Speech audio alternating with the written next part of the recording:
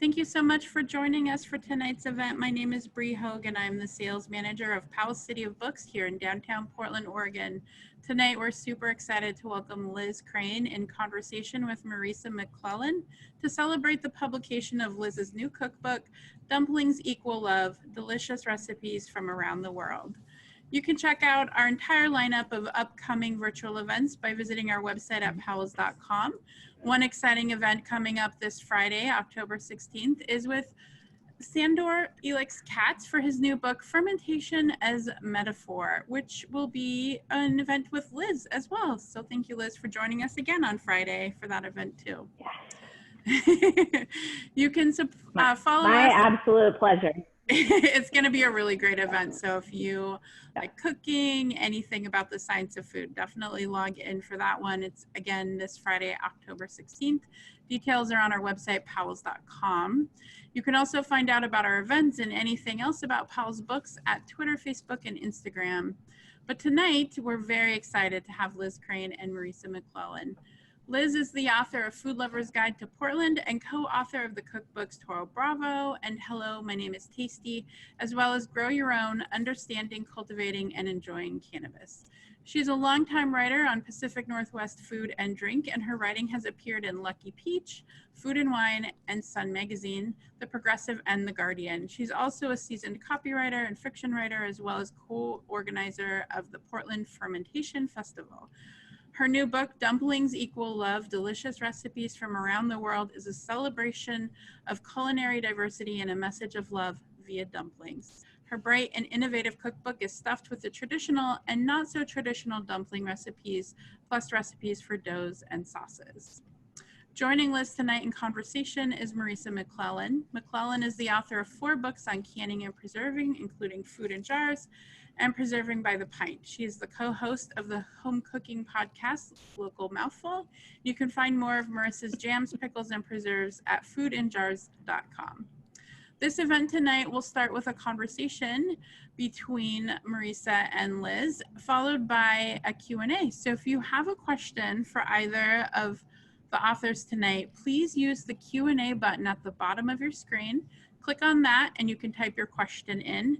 Again, we'll get to those questions towards the end of this event. You can always support Liz and Powell's by purchasing a copy of Dumplings Equal Love at our website, powells.com. I'll be sure to put a link to purchase the book in the chat function here in just a few minutes. But for now, Liz and Marisa, it's such a pleasure to welcome you to Powell's Books and to this event. Thank you. Thank you so much, Bree. Yeah, thank you so much. I'm so glad to be here. Yay. Thank you so much, Marisa. I'm so grateful for you doing It is my this. pleasure. I love that you hosted or moderated or joined me for my book talk back in May 2019 when we were still able to travel. There it is, Yes. the Food in Jars Kitchen. Yes. And now I'm able to join you virtually thanks to the pandemic. So I'm so glad to be able to return the favor. You know, so when you had your Powell's event for Food in Jars Kitchen, was when I was like in the thick of it, recipe testing Dumplings Equal Love. So I love it because that was spring of 2019, and that's when this was all. I was getting all the recipes ready for the recipe testers, and I just want to say that I've used this so much since then. The thing that I made the most recently throughout the summer, because I have a Bartlett pear tree, was the pear cobbler, and it's so yummy. Everyone loves it. Yeah, so good. Well, you know, it's funny. After reading your book, I thought I should have put some dumplings in that book. You know, preserves are the perfect filling for dumplings. Yeah. It didn't even occur to me. It's terrible. Well, you know, there might be another edition of it. You never know. Yeah. You never know. Well, I really am so glad to be here, and I'm so excited to talk about your book because I love it. I love that there's traditional dumplings, that there's more interesting experimental dumplings. I love how personal it is. So are you ready to dive in and have this conversation? You feel ready? I am, but can I just make one more connection between our three books? Yes, absolutely. So, I just feel like they're all really good friends. And one reason is because like with your small batch canning and preserving and the way that, you know, the books are kind of small and it's this stress-free way of not biting off more than you can chew, but still doing that kind of project cooking at home that's really fun and creative. And, you know, you can do it with your friends, with your family, solo. But, and then one more, I did just want to show you the persimmon chutney. Oh, so this is from Food in Jars, and both of them are. And then the pear ginger conserves, I make this every year. It's my very, very, very favorite. So for anyone with this book, and if you don't have it, get it. That's my number one. Although, like, I just want to show you one more thing. In the back of my books, I make my own index on the end paper, so you can see like I made a bunch of stuff. I love it. I just wanted to start with that. Yeah. Well, and that makes me so happy. And I think that, as you well know, that's the goal of any cookbook author, is to have their books used and loved and appreciated. And so it makes me really happy that my books have served you like that. That's awesome. Yeah. I love it. So speaking of books where you want to dive in, and we all hope that my prediction is that your book, this lovely Dumplings Equal Love, will become the kind of book that people sort of form a relationship with, because there's a lot to explore and unpack here in terms of learning about dumpling making. And I just want to hear how you got started as a dumpling maker. Like, where did this come from for you? Well, I fell in love with dumplings when I was a kid and got to travel with my grandma, and then also just, you know, eat out with my family and try diverse cuisine. I grew up in Cincinnati. And so I write about it in the introduction, but like the dumplings that I first fell in love with were very simple and classic pork and shrimp shumai at this restaurant that we lived close to. And it was like not just the dumplings, but it was the fact that like they arrived in the bamboo steamer baskets. And then just sort of like the billowing waft of steam that came out, like, was really magical for me. And I just always wanted, anytime I saw dumplings, I wanted them after that. But then I started making dumplings in my early 20s. And actually the first recipe that's in the book, the gingery cabbage and mushroom, that's the very first, it's a version of, because it's changed over the years, but the very first dumpling that I ever made. And I really enjoy them because I feel like dumplings equal love, because they are these handmade, delicious, savory treats that I feel like I've never met anyone who doesn't like dumplings. And does that person exist? I'm sure that there's someone, but I haven't met them. But I feel like it's just like every culture has at least a dumpling, and many cultures have multiple. So it's this sort of something that we can celebrate regionalism, but also like family and festivities and celebrations. So, oh yeah, saw that. But yeah, so the book came to be at Portland Book Festival, which is coming up, because I was out with the Sasquatch Books team, and we're having dumplings, and I started talking about them and couldn't stop. And the president of Sasquatch, you know, just like how much I love them. I love making them with my nieces. My friend Raquel and I are dumpling infatuation. And so it'll be fun to do some events at Portland Book Festival this year in November for the book, since it was quote unquote conceived there. That's exciting. Yeah, that's a very full circle experience, which is really nice. So I want to hear a little bit about the process of how you decided what dumplings were going into the book, how you chose, like, you know, your more interesting recipes, the ones you developed on your own. But do you want to get your steamer basket of dumplings started first? I know you have. That's a great idea. Okay. So I put it on low to get it going. So I'll crank it up, and then I have a few different. So I have, this one is for my housemate Michelle, so she's going to get those. And then the other two layers are all different dumplings from the book, so that we can talk about them. I won't eat them in front of all of you because I think that wouldn't be very nice. We'll eat them afterwards. But yeah, so I'll, yeah. Were these from your freezer? Did you have these pre-prepared, like Do you just have a freezer full of dumplings? I do. They freeze so well. And I really like to have so when you have your frozen dumplings, they all cook up, whether you're boiling, steaming, or pan frying, in 15 minutes or less. So it's just really nice. Like, I have a lot of these kind of colorful wrappers and skins and doughs for the book, so that not only is it a delicious array of dumplings that you can then have quickly and just put a meal together, but also it's a rainbow of dumpling fun. But yeah, awesome. They freeze super well. Yeah. I love it. And so, oh, sorry. No, go ahead. I just want to ask, how are you? How are things in Philadelphia? How are your boys? Things are good in Philadelphia. My boys turned 15. I have twins. I have 15-month-old twins. They are walking and ripping things down off tables and into everything. And they love. I haven't given them dumplings yet, but I feel like if I did, they would love them. I'd have to cut them up, but they'd be very into a dumpling because they are very into, bread products, pasta, noodles. Yeah.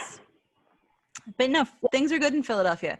I wasn't doing a lot of work or travel before the pandemic hit because I had such young babies, and now it's just all kind of bled into life. And so here we are. Right. I'm just setting my timer because I don't want to forget about those yummy dumplings behind me. I don't want you to, that would be terrible. That would be terrible. Yeah, but so in choosing the dumplings, you asked about that. I knew that I wanted to have some Pacific. I moved to Portland in 2002, and you grew up here, right? I did. I lived in Portland from 1988 until 2002. So we traded places. Yep. I left in January of 2002. I went to college in Walla Walla, Washington, but I was back and forth. And my parents are still in Portland. So right. I got to meet them at the Food and Jars Kitchen at the Powell event. Yeah. Well, so just speaking of this region, I knew I wanted to have some dumplings that just sort of celebrate ingredients in the Northwest. So I came up with the stinging nettle and caramelized onion dumplings, which are kind of based on this pasta recipe that I've been making for a long time. So it's a little bit of cheesiness, a little bit of roasty, toasty hazelnuts, and then the just woodsy nettle flavor. And I forage for them every spring.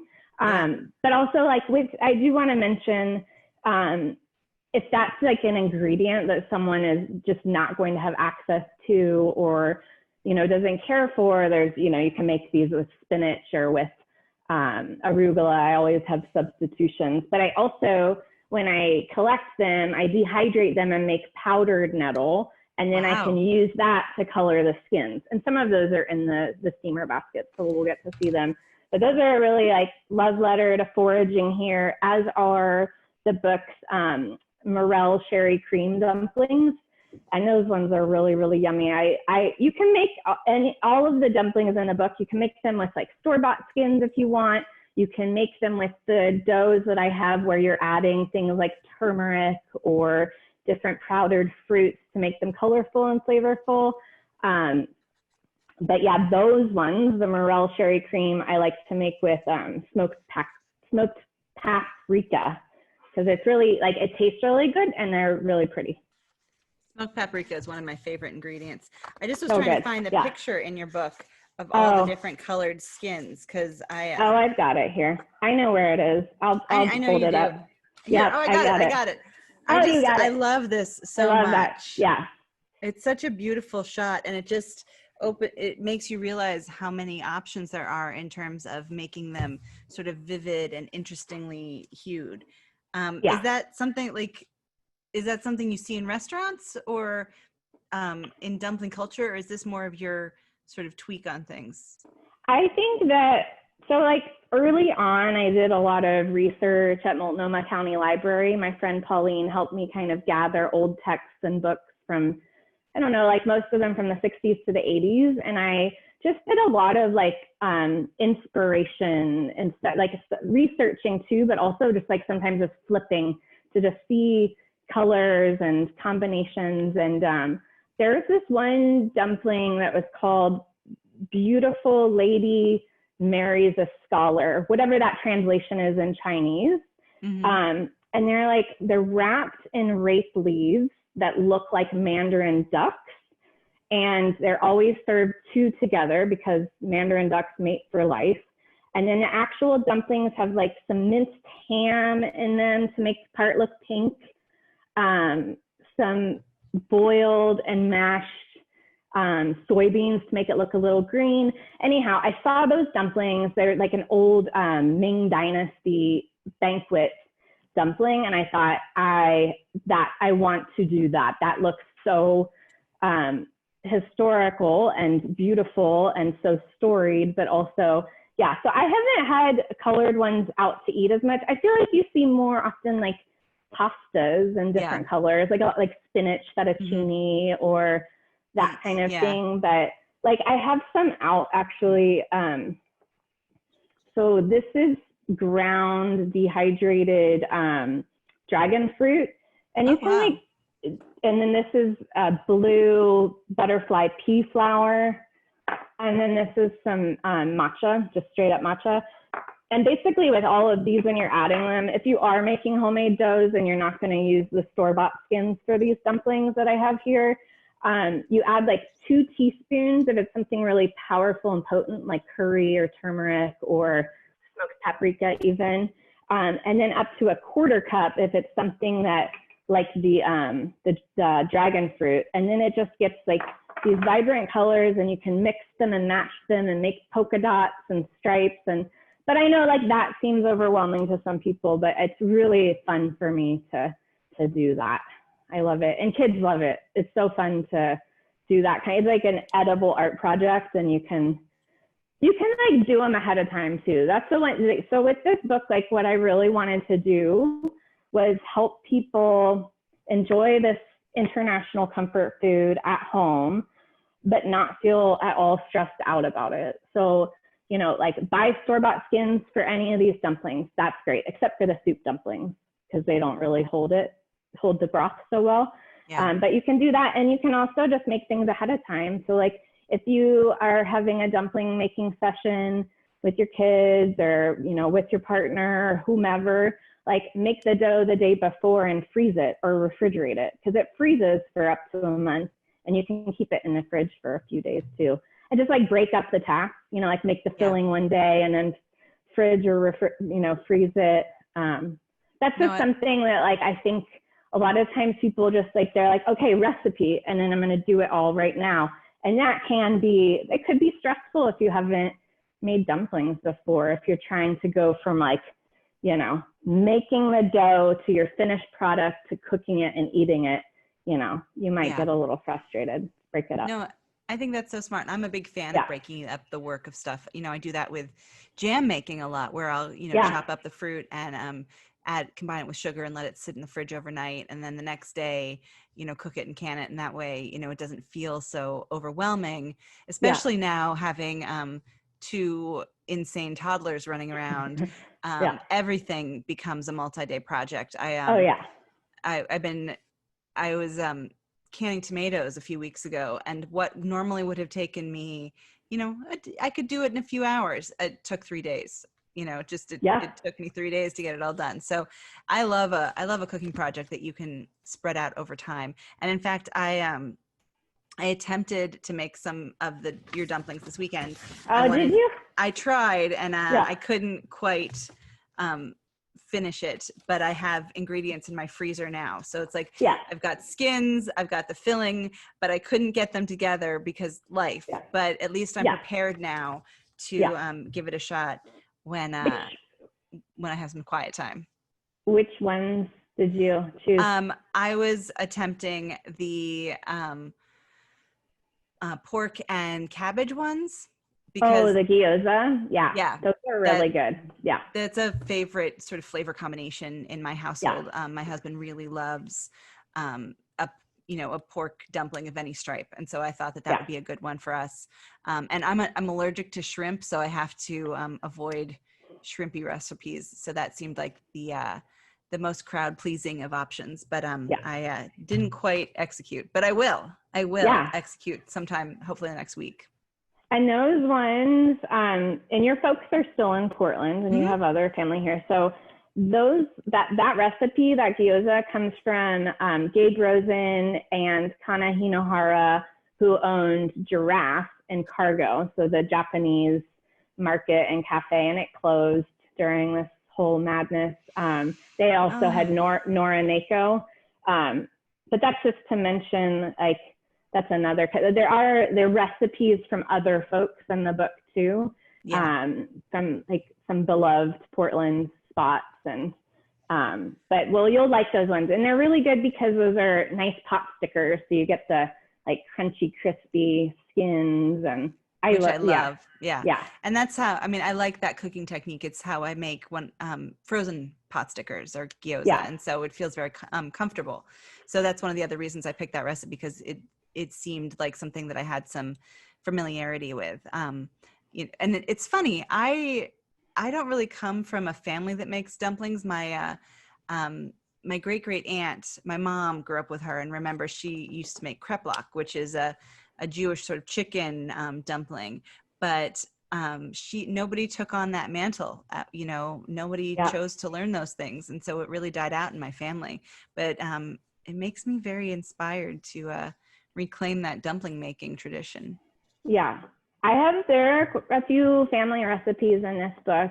In my dumpling book, the garlic cheese grit casserole is the main component of the shrimp and grits dumplings, and those are, and I'm going to show you those in a minute.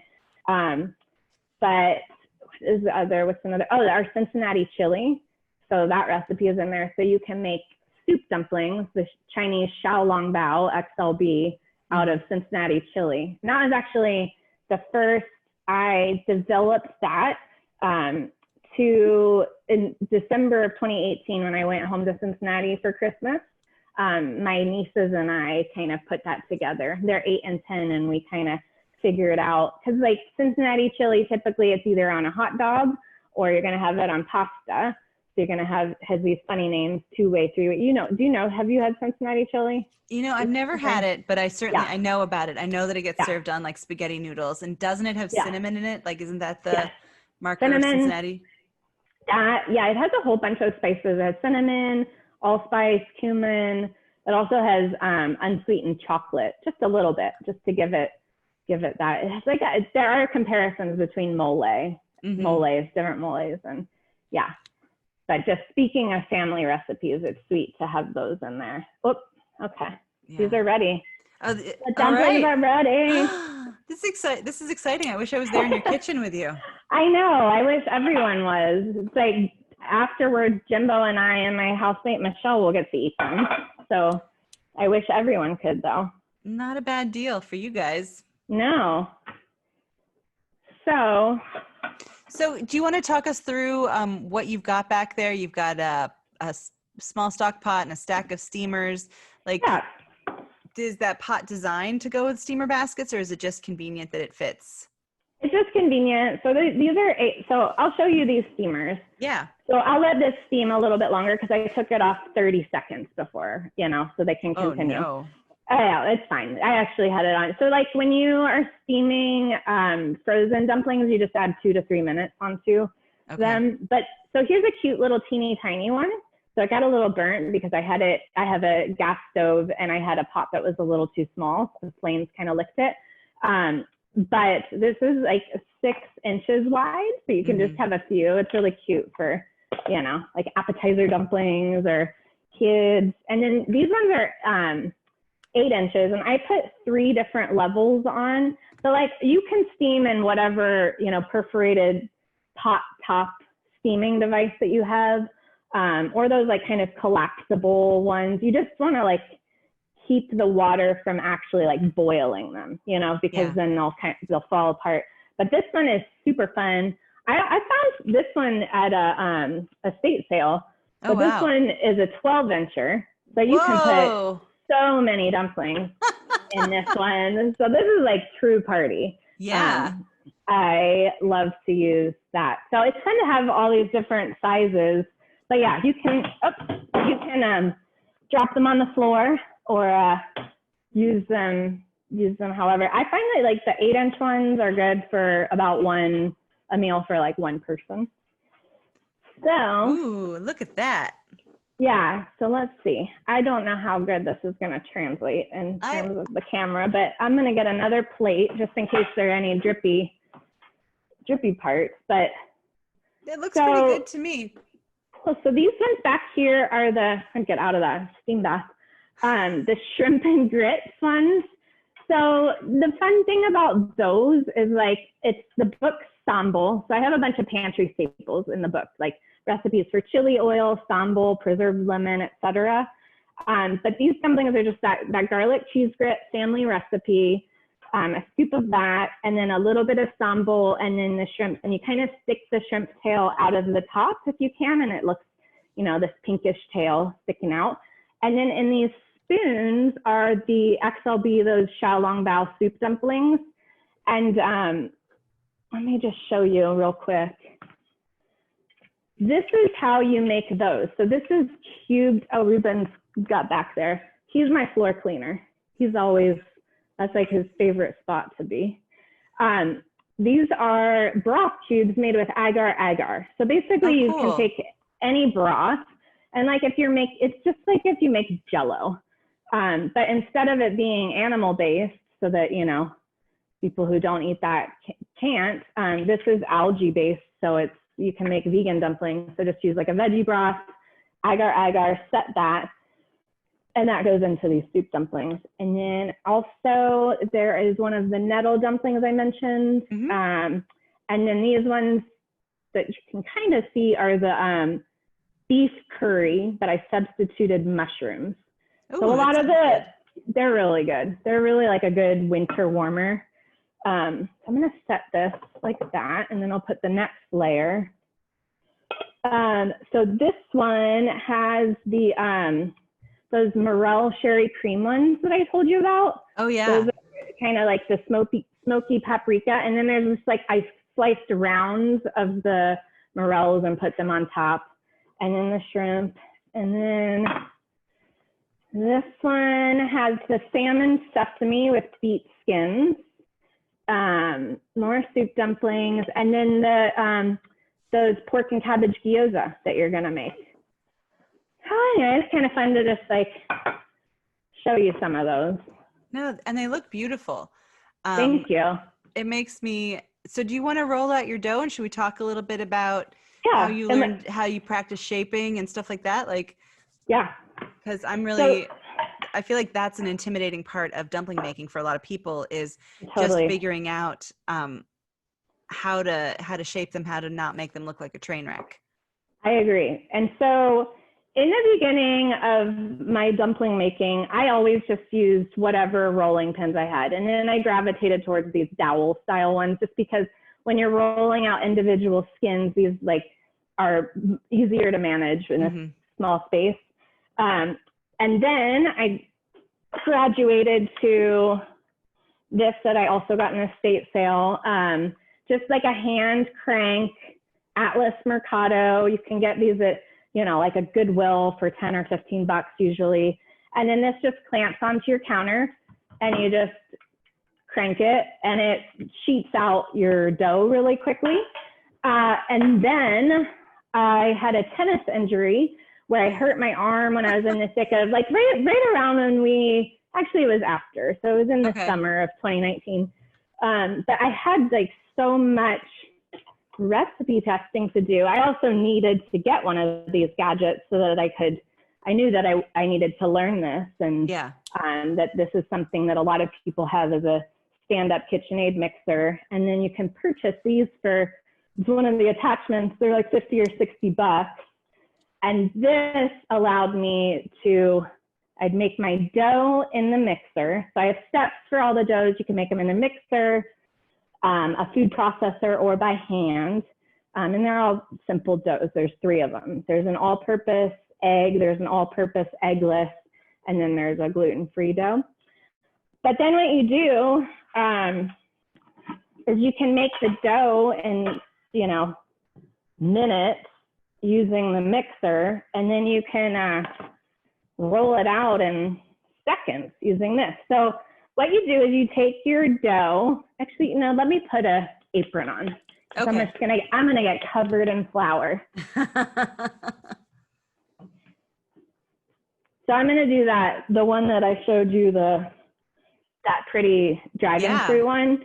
It's really, I like that one because, well, it's gorgeous, but it does like lend like a really slight tropical sweetness to whatever dumpling you're making. So like with the gingery soup dumplings, it's really good. So you just, whatever dough you're gonna feed through this, you wanna get it into like a rounded rectangle. I'm gonna make space for putting it down. And then set this to 1. And then you set your mixer to 2, to low. And you start at 1, and then you're gonna go up, up, up, because it's gonna start out wide, and then it's gonna get thinner and thinner. And you just pass it through. And it's really fun because you can do like all different colors and then put them out on your counter. Like have flour down always, you know, when you're working with this. And then you can use like a pastry cutter or just a knife and like cut out stripes, cut out shapes. You can use like, if you have fondant cutters or, you know, like hole punching kind of with dough devices, you can do that. And so now I'm on 4, and that's what I go to with soup dumplings. And then you just lay it out, and then you use like, where are they? I think I put everything out here. But whatever, just like, you know, biscuit cutters or cookie cutters. But see, that's so fast. And like, it is fast. That takes out so much. And like the fun, what I love is when if I'll have extra dough, or just like the cutouts when you're using, you know, when you're cutting out your dumpling skins, you have the little scraps. You can make quick noodles out of those. So your boys are noodle lovers. That's just so fun. It's like 2 to 3 minutes in a salted pot of boiling water. And then you get like bright pink dragon fruit noodles that like, they would love that. I think they would like it. Yeah. But yeah, so that's how easy. That's one of my favorite gadgets for dumpling making. And then of course, then you have it for making pastas and any number of things where you want to roll out dough. Yeah, I've always meant to get a pasta roller, and every time I mention it to my husband, he's like, "Are you really going to make pasta?" And I'm like, "If I had one, I would, but I don't." So maybe someday. Well, you're like, now I'll make pasta. Yeah, and pasta dumplings. and dumplings. Yeah. Yeah. I need to make a convincing argument, I think. I can buy it, but sometimes I have to justify my gadgets because there are a lot of them. I have a lot of cookware. I'm sure your kitchen is quite full and over there. Yeah. It is. Oh my gosh. Lots of canning jars. Yeah. So do you want to talk a little bit about your condiment section? We're heading towards our question and answer period. I want to get you to talk about. It always goes so fast. So things that I got out of the fridge and also that were sitting out. So the book's chili oil. It doesn't translate super well because it's kind of dark in here, but this is just like, I've always like 2 things that I buy at the store and have for years have been chili oil and sambal, and I use them both all the time and like noodles and dumplings and what have you, all different things in the kitchen. So I have recipes for those, and now I make them all the time and for friends and loved ones, and those are really fun to develop. And then this is a little heavy because this is 2 quarts of the book's kimchi, and that goes into the, so people who like get low on their coffee in their house, same, that's scary. I don't like it. I want to have coffee. Feel the same way about like when my kimchi stash gets low. I need to replenish. So those go into, that goes into the Korean pork mandu that are in the book, really like good and spicy and crunchy. And these are the preserved lemons from the book. And that goes into those Nettle dumplings. And then it's so good in like deviled eggs and, like salads for sandwiches, like chicken salads and pastas and all sorts of things. Yeah. Oh, the Sichuan pepper oil. That's a super simple one. I'm really enjoying seeing all your jars tea too. Is something that I'd never. Oh, I know. I have so many usually stacked on my counter. But yeah, this is chen pea. So it's just dehydrated, like sun-dried tangerine or mandarin orange peels, and then you reconstitute them, and like they make the orange chicken dumplings in the book really, really good. So like if you love like something like a General Tso's chicken, like a really orangey one, like that sweetness, that's really good in that. Oh, this is just another version of the sambal that's green, because I used jalapenos instead of, like for this sambal, I used cherry bombs and I think some red. I think I used some cayenne, whatever. Use red chilies. And that's all the things that are out there. Oh, just like really quickly for the broth cubes for the XLB. So like you can have the vegan or the pescatarian or the meat ones.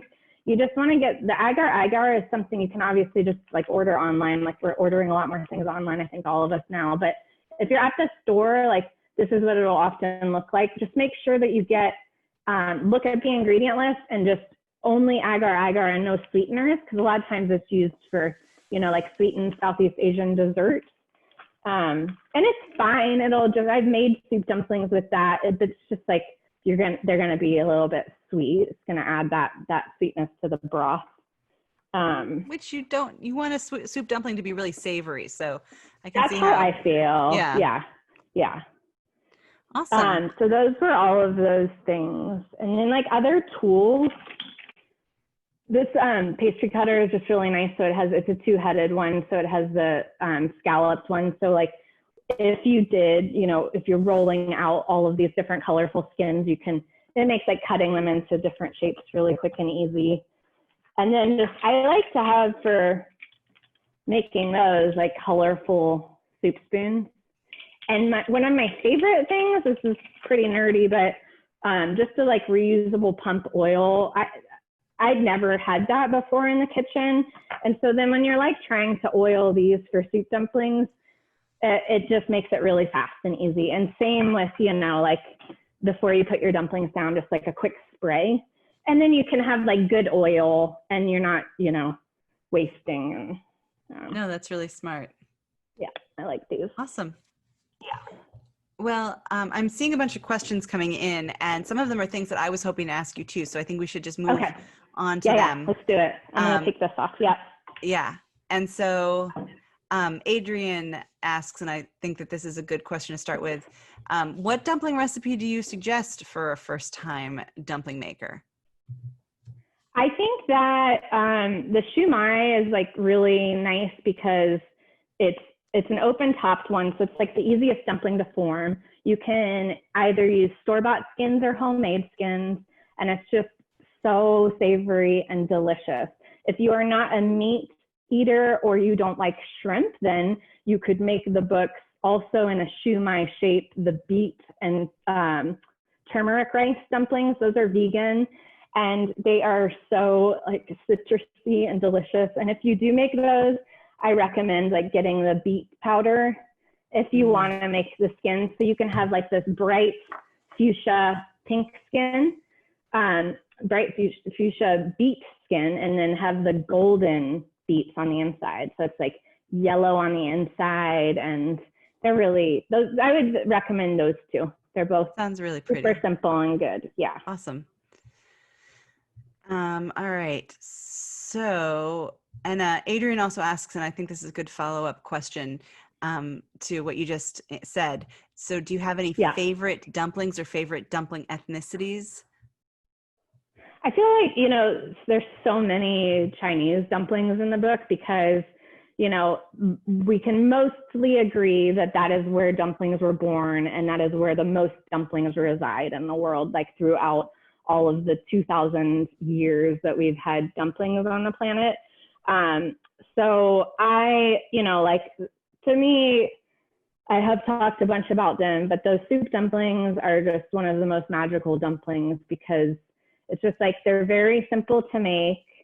And it's so wild to just like nibble a little tiny bit off the top and then have like slurp up delicious broth. But yeah, I have dumplings from all over the world in the book. They're Norwegian kumper, Eastern European pierogi. What haven't I mentioned? The Italian goat cheese arrabbiata. So yeah, I feel like it's like ferments or it's similar to like canning and preserving. Like they're just so many different types. That's kind of the fun of it. And that's what I hope for people in this like dark, in more ways than one fall and winter, to be able to kind of travel from home and make all of these different dumplings in their own kitchen. But yeah, I mean, I think like in terms of, to answer that question specifically, I would say if I had to choose a country, it would be China and I started like a ferment from China at the beginning of this doubanjiang to just kind of get primed for the project. Awesome. So yeah, that's a great question. Are there any other fun ones in there? We've got plenty of good questions. Here's another one that I think is useful since we were talking about the skins, the dough. Yeah. From Kathleen, and she says that she makes lots of pies and breads, but hesitates to make dumplings. Yeah. And it's because she doesn't want to make the dough. Do you have any tips on how to make the dough like easy? I do think, like if you don't want to, if you don't have a mixer or you don't want to invest in one of these, $50 to $60, then one of those hand crank pasta rollers for your counter is great. But also just don't stress out. You don't have to make the dough. Just buy some store-bought skins and do it that way. Most of the book's dumplings you can make with those, and they're perfectly delicious. I use them all the time. It's just like you go to the store and $3 and you got a huge stack of skins that are like nicely dusted with cornstarch or flour. They don't stick together. But if you do want to get into dough making, I do have to say that I've never met a better dumpling dough than my dumpling dough in the book. The one that has eggs in it, that's my very, very favorite. I use it all the time. The eggless is great too, as is the gluten-free. But, like if you're intimidated by it, Marisa, you and I were talking about this right before we got on here, is like, divide and conquer. So like do the dough like a day or two or a month in advance. It freezes well. And then like make your filling also in advance. They mostly freeze well too, unless there's potato or, it's the egg recipe in the book, then I wouldn't recommend it. But yeah, I think just like breaking up your tasks, and then also like with all of the recipes in the book, like I just think like in general with cooking, it's this basic knowledge, but I think sometimes people forget it, is just like you get your mise en place, like get everything, make sure that you have everything that you need so that you're not like caught in a moment where like you have this thing steaming and this thing that needs to be rolled out and it feels stressful at all. But yeah, similar to how you do, like you'll prep things and put them in the fridge for your small batch canning projects. I'll often, and I freeze, like mostly when I'm making dumplings, I'll cook some of them off then, but I have so many different types of dumplings in the freezer because it is just so nice to have on hand to like quickly whip up to dinner for one or whole family. You should do like an Instagram story series about the dumplings in your freezer. I want a tour or like reels or something. I'll do it. Yeah. I have a confession. I've never done any. I feel old. I'm older than you, but I'm not that much older. But I've never done one of those stories, so I need to do that. I share other people's, but I haven't actually. Yeah. I'll do that though. That would be fun. Yeah, I make stories by propping my phone up on the shelf over my like countertop and just hitting record and hoping for the best. So I'm not great at it, but it's fun to do. I love watching yours. Yeah. No. Yeah. Thanks. All right. So we have lots and lots of more questions to get to. Here's one that I think you can answer quickly. So B asks, are you freezing the spoons with the pre-made dumplings? Because you had them in the steamer baskets on those spoons. Like, how is that working? Oh, so I wanted to not have to do everything while we were talking, but no, they're not frozen. And I think that might be B, Jimbo's mom, if it is. Hi, B. But yeah, you just, you take whatever like heat-proof spoons you're going to use. I also have stainless steel ones. Or you use, like if you don't have those tartlet molds, whatever you have on hand in the kitchen that can kind of like potentially hold if one of them splits a little bit. Yeah.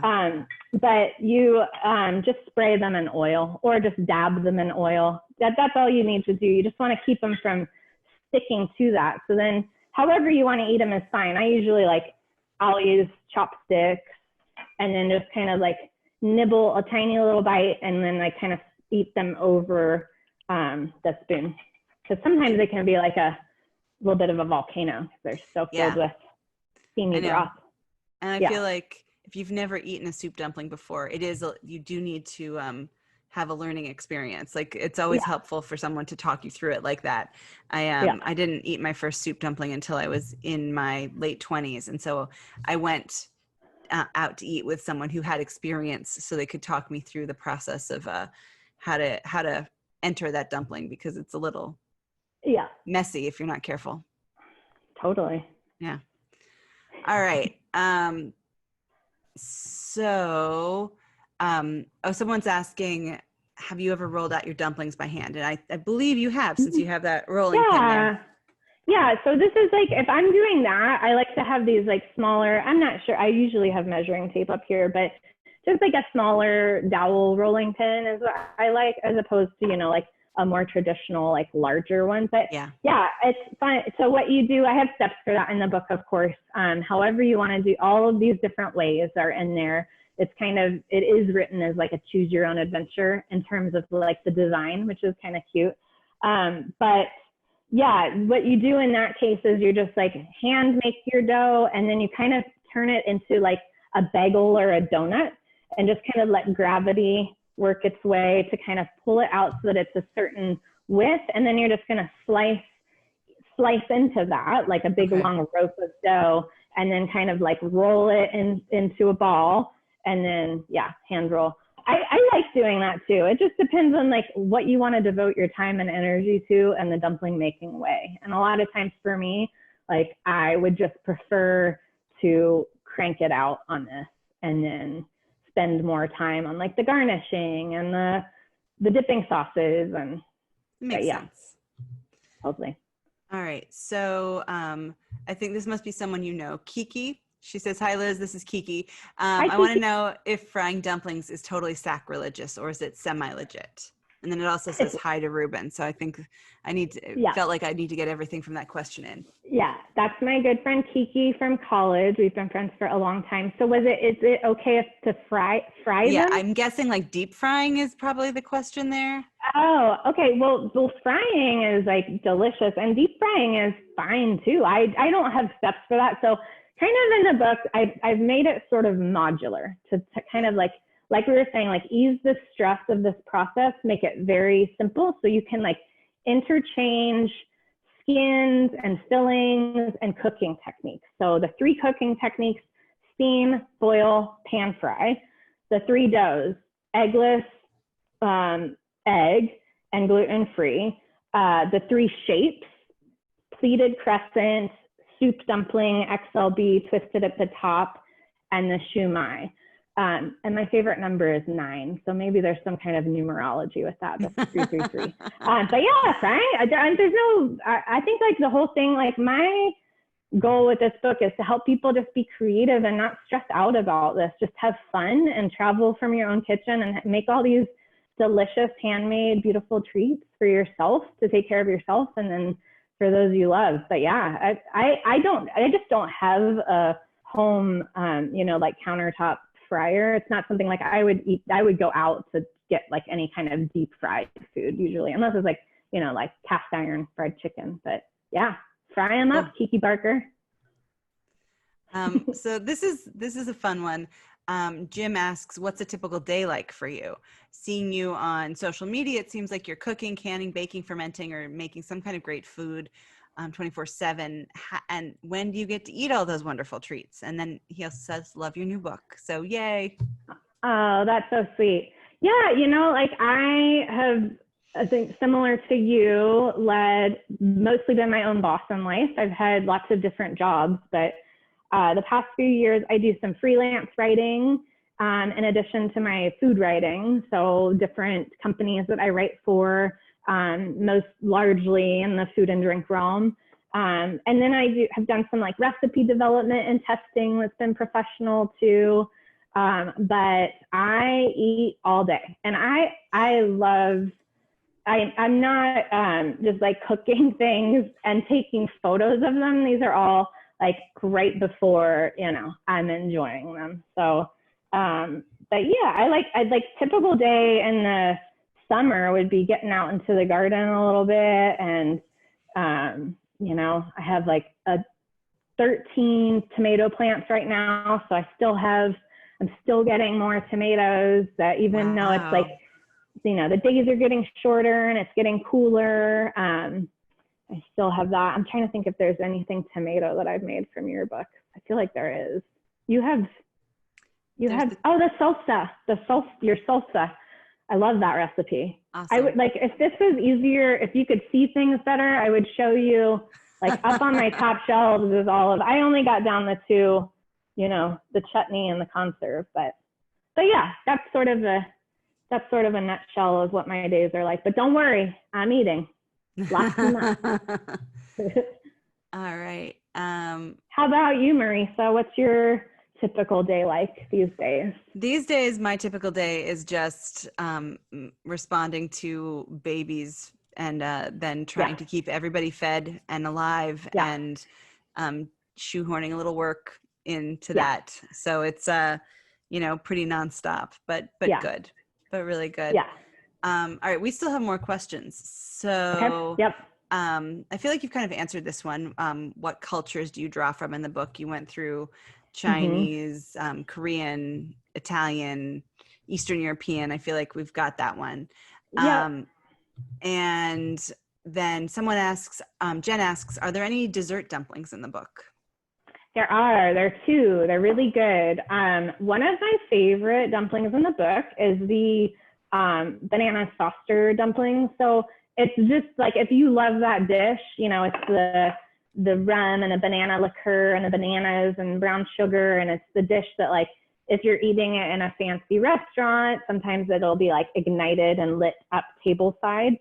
And, that's a New Orleans, Louisiana dish that's popular. So that one, you're just like, a lot of the recipes in the book, so like the mapo tofu, the banana saucer, the Cincinnati chili, they can be standalone dishes that you like enjoy, not in dumpling form. But when you're making the banana saucer dumplings, I highly recommend making cocoa skins. So just adding, like cocoa powder that you'd use for your hot chocolate. So then you have this like chocolatey skins and the banana saucer on the inside. Oh, I just remembered another thing.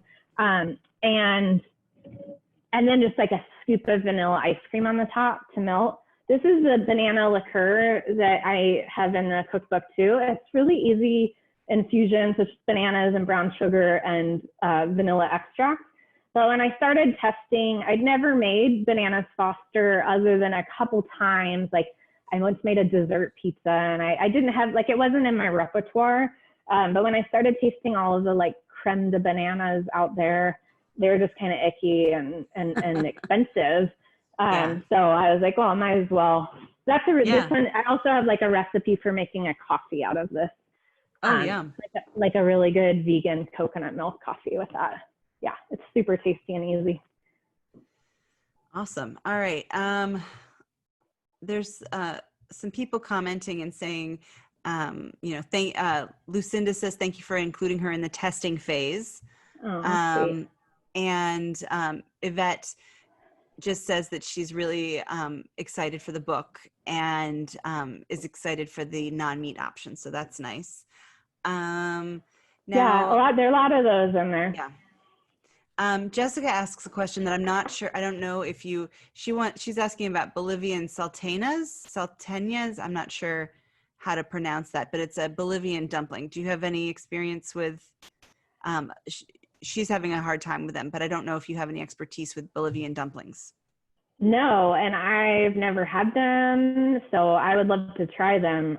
But sorry, yeah, when you start digging into the world of dumplings, it's just like my list for when I was kind of formulating the recipes. So there are 20 plus recipes in the book, was so long because, yeah, I mean, there were ones that I wanted to just come up with and be really creative and dreamy from my background in the Northwest and Midwest. But no, I don't, sorry.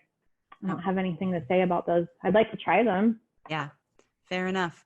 All right, well, we just have like 3 minutes left. So I wanted to give you a chance to talk a little bit. You're going to do some more events with the Portland Book Festival coming up. Portland Book Festival, yeah. So of course, like everything, it is virtual this year. So it's November 5th through the 21st. And I'll be doing a few different events for that. The cool thing this year is it's free to attend. And also there are a few events that are like buy a book as a ticket. But there's an entire site that's been devoted to the festival, and there are no simultaneous events for the most part. I'm really excited because I will not just get to do events at it, but I'll also get to attend a bunch of them. So that's something for everyone to look forward to wherever you are, because now you don't have to be in Portland to go to the Portland Book Festival. That's you can right. attend from anywhere. I do also just really quickly want to say, just so that I don't forget, because after this, there is a virtual dance party that is happening in my living room with my boyfriend, Jimbo. So it's mixcloud.com/live/Jimbo83. And if you didn't see that for long enough, I'll just keep holding it up. You can also like go to my Instagram or any of my social media, and I have links for that there. But it'll just be like, oh, it went out of focus. A really fun shake a leg. Well, it's completely out of focus. You can't even see you back there. Oh no! That's Jimbo. He's waving. Oh, there it goes. Yeah. There it goes. There, you can see him. Yeah. And your Instagram is Liz Crain PDX, right? Yeah, okay. Totally. So yeah. people, because we did get a question about how to follow you on social media. And is that your most active social media? Yeah. What channel? I do is I post to Instagram, and then the same posts go to my Twitter and my Facebook. But yeah, cool. that's the one that I like mostly. Yeah. Photos, a lot of photos of food, a lot of photos of that guy, Ruben. Yeah. Awesome. Well, I think we're just about out of time. So thank you so much for inviting me to have this conversation with you. This was really fun. Thank you so much for doing it, Marisa. It's My just pleasure. such an honor. And I, have loved your books for so long, and I love following your social media. Oh my gosh, it's just always so inspiring. So many cool projects that you're always working on. And I know you say that you're like chasing the boys around all the time, but I swear, like in the last couple of weeks, there've been a bunch of fruit canning posts. So you're doing other things. I do my best. Too. I do my best. Yeah. All right. Well, this has been really fun. Thank you guys so much. Thank you to both of you for joining us tonight. This has been such a wonderful and delicious event to listen to. I did post some links in the chat right now, so for those of you still on, you can go over there, including a link to the dance party that Liz was just talking about. So you can click on that and head on over and have some fun tonight.